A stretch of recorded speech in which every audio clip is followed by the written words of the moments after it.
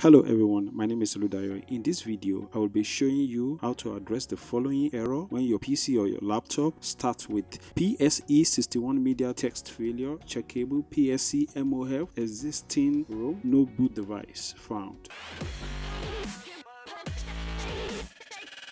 So PXE errors are reboot execution environment is a boot environment that allows the motherboard to boot from using the network interface card instead of using the PC internal hard drive. Basically, the problem is your PC is not booting from the hard drive, so it's trying to use the network interface card to boot the PC. So how do we fix this error? The first thing we want to do is to make sure the Windows is booting from the internal hard drive. Now I'm going to go ahead and press any key to reboot the machine. Then immediately the Dell logo display, I will press F12 to access the boot order. From here, I can see the settings in the BIOS showing the boot order of the machine.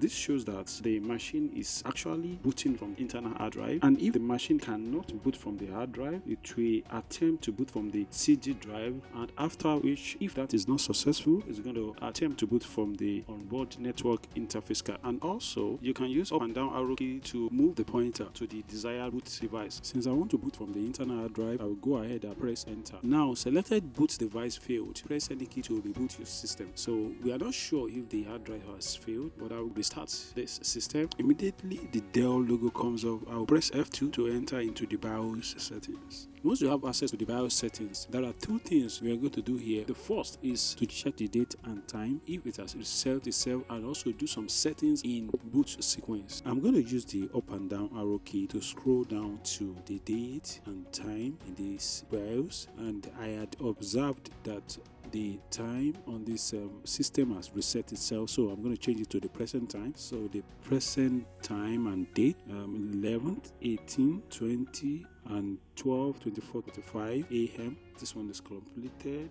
I'm going to scroll up, then go to the boot sequence. Then it is very important to set your internal hard drive as the main device in which the system would want to boot from by default, because this is where your operating system and other installation files are kept. Then click on the internal hard drive, use the arrow key to move it up as the preferred device. Now the last setting will be on the boot list option. The legacy option has been selected as the legacy boot mode. Now I'm going to select UEFI as my new boot mode and apply all the changes I have made in the BIOS settings. Then we have this apply settings confirmation. Are you sure you want to apply your changes? Click on save as customer user setting, then OK, then click OK again, and this system is going to reboot. The system is going to reboot to Windows. It might take some few minutes. That is it for this video. If you have any question, drop it down below. I hope this is helpful. Thank you for watching. Please give me a thumbs up, subscribe to my channel, and follow me on social media.